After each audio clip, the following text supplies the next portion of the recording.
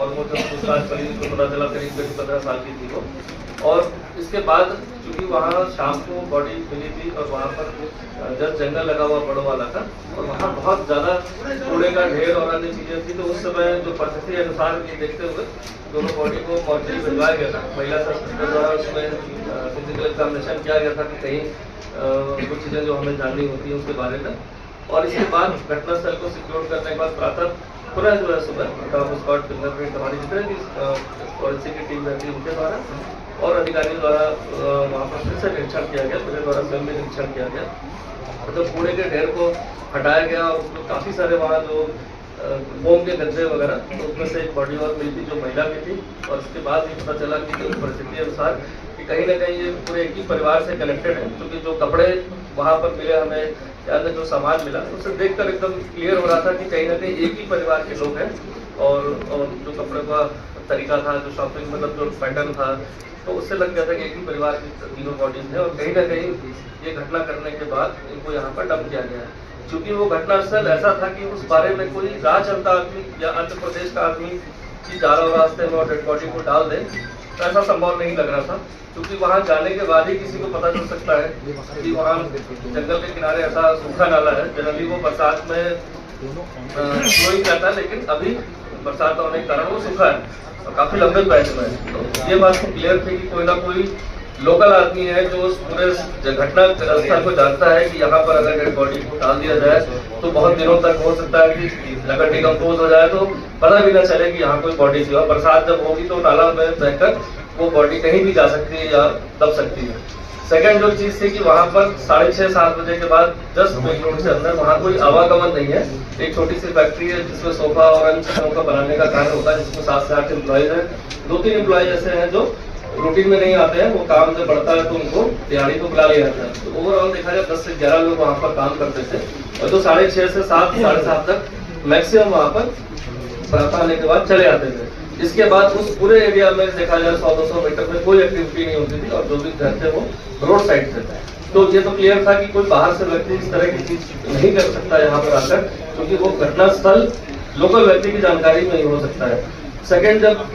3 bodies मिली थी तो उनका जो परीक्षण किया गया उसमें ये बात स्पष्ट हो चुकी थी कि एक ही परिवार के, तो कहीं ना कहीं लग रहा था कि या तो फैमिली का कोई परिवार का ऐसा कोई सदस्य होगा जिसने घटना को किया होगा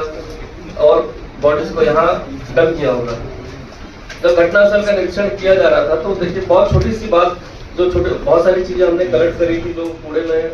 इररिलेवेंट भी लग रही थी और रेलेवेंट भी लग रही थी। लेकिन एक बस का पर्चा जो हमें वहां पर मिला था, जो बस का टिकट होता है, लेकिन वो भी शायद 2 दिन में बीच में बारिश हुई तो उसका जो नंबर वगैरह था, सीरियल नंबर,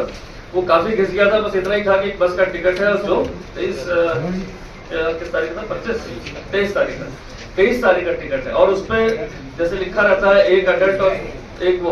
एक अडल्ट प्लस 1। तो इससे क्लियर हो गया था कि 2 व्यक्ति आए और अगर हम इस परिस्थिति को करते कि एक महिला हो गई, एक उसकी बच्ची हो गई जो 14-15 साल की है, तो 2 लोग हो गए और एक बच्चा चूंकि गोद में है तो उसका टिकट नहीं बनता है। तो ये मान के चल रहे थे, एक संभावना थी कि ये टिकट जरूर किसी परिवार से रिलेटेड है और इन्होंने बस से ट्रेवल किया है। और जो सीरियल नंबर था उसके जो जांच होती है, वो जो इशू होता है वो मुरादाबाद के सेंटर से मतलब होता है। तो मुरादाबाद में भी हमारी टीम का एक आदमी को भेजा गया तत्काल, वहाँ से संबंधित जो लोकल टीम है वहाँ बात करके जितने भी कॉम्बिनेशन होते हैं टिकट के उसके हिसाब से नंबर को फिल किया गया और ये पता चला कि ये नाइटॉर से बोर्डिंग हुई थी इस टिकट की और इसमें जो है 16:11 पर ये टिकट कटा था। तो जो हमारा टाइमिंग जो निकल के आया कि 16:11 पर अगर कोई नाइटॉर से बस से चलेगा और वो बस का नंबर कौन सा है, तो वो नॉर्मली यहाँ पर 10-10:30 बजे पहुँचेगा। तो इसके हिसाब से हमने जो आईएसबीटी की सीसीटीवी फुटेज थी जो बस वहाँ पहुंची थी, उस सारी फुटेज को हमने वहाँ पर निकाल लिया। और चांस की बात थी कि हमें धीरे धीरे क्लू जुड़ते चले गए हमारे,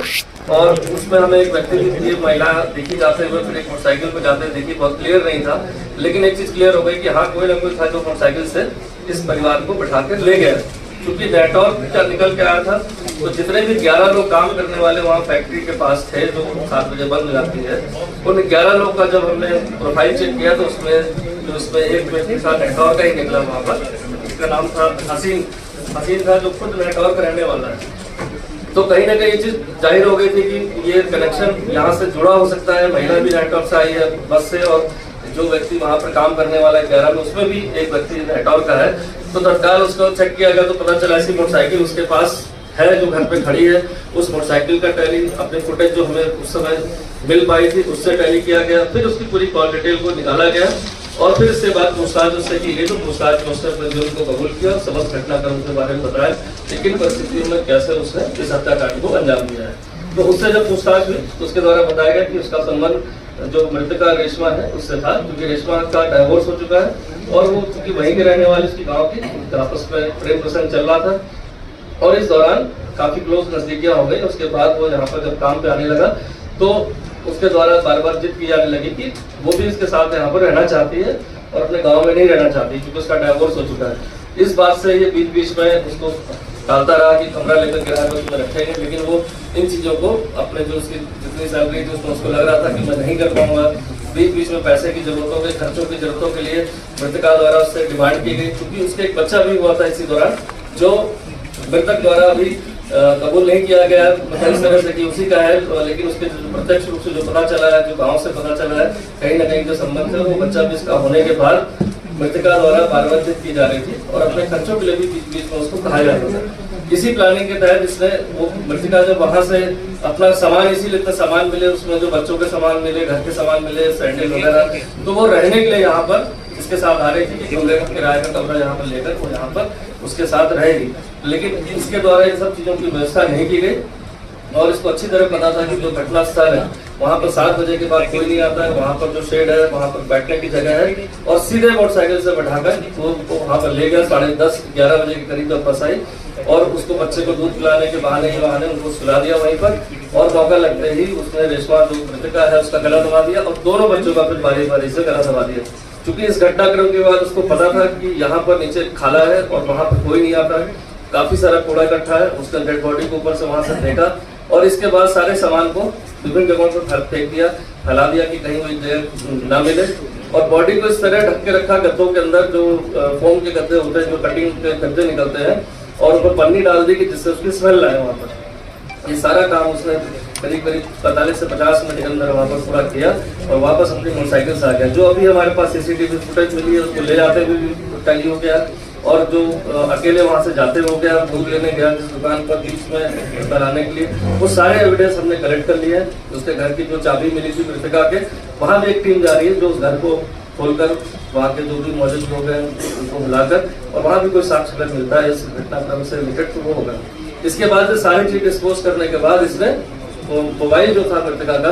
वो अलग हटा के छुपा दिया था इस सेपरेट में कि कहीं वो मोबाइल चूंकि उसको डिस्पोज नहीं किया और मोबाइल को भी उसके निशानदेही पर पुलिस द्वारा जो बरामद कर लिया गया। क्योंकि मृतका के जो परिजन है उसमें उनकी माता जी और उसके भाई और बहन है वो यहाँ नहीं रहते, एक पुणे में रहता है और एक चंडीगढ़ में। उनको सूचना दे दी गई थी लेकिन उनके द्वारा अभी तक ना पहुँचने के कारण और दूसरी बात है कि